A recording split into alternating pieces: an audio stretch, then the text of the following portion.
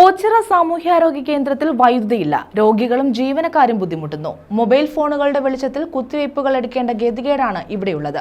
ജനറേറ്ററും പ്രവർത്തനക്ഷമമല്ല. Diesel വാങ്ങാൻ പണമില്ലാത്തതാണ് generator പ്രവർത്തിപ്പിക്കാത്തതിന് കാരണമായി പറയുന്നത്. ഓച്ചിറ സാമൂഹ്യാരോഗ്യ കേന്ദ്രത്തിലാണ് ദിവസങ്ങളായി വൈദ്യുതി തടസ്സം അനുഭവപ്പെടുന്നത്. ഇതുമൂലം രോഗികളും ജീവനക്കാരും ഏറെ ബുദ്ധിമുട്ടുകയാണ്. മൊബൈൽ ഫോണുകളുടെ വെളിച്ചത്തിൽ കുത്തിവയ്പ്പുകൾ എടുക്കേണ്ട ഗതികേടിലാണ് ആശുപത്രി അധികൃതർ. ജനറേറ്റർ ഉണ്ടെങ്കിലും പ്രവർത്തനക്ഷമമല്ല. വൈദ്യുതി ഇല്ലാത്തതിനാൽ ഫ്രിഡ്ജിൽ സൂക്ഷിച്ചിട്ടുള്ള മരുന്നുകൾ കേടാകാനുള്ള സാധ്യതയും ഏറെയാണ്. ദിവസങ്ങളായി വൈദ്യുതി ബന്ധം നിലച്ചിട്ടും അടിയന്തരമായി നടപടി സ്വീകരിക്കാൻ ബന്ധപ്പെട്ടവർ തയ്യാറായിട്ടില്ല. 24 മണിക്കൂറും പ്രവർത്തിക്കുന്ന സാമൂഹ്യ ആരോഗ്യ കേന്ദ്രത്തിലാണ് ഈ ദുസ്ഥിതി.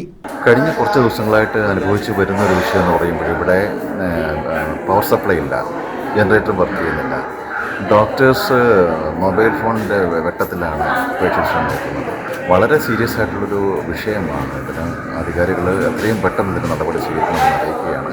കാരണം വല്ലാത്തൊരു ബുദ്ധിമുട്ടിലാണ്. മണിക്കൂറുകളോളം നിന്ന് ഡോക്ടറെ കാണാൻ ചെല്ലുമ്പോൾ വ്യക്തമായ രീതിയിൽ കാര്യങ്ങൾ പറയാൻ സാധിക്കുന്നില്ല. മൊബൈൽ ഫോണിൻ്റെ വെളിച്ചത്തിൽ ചെയ്യുക എന്ന് പറയുമ്പോൾ അതിൻ്റേതായിട്ടുള്ള ബുദ്ധിമുട്ടുണ്ട്. അപ്പോൾ ഇതിന് ശാശ്വതമായിട്ടുള്ള പരിഹാരം ചെയ്യണമെന്ന് അറിയിക്കുകയാണ്.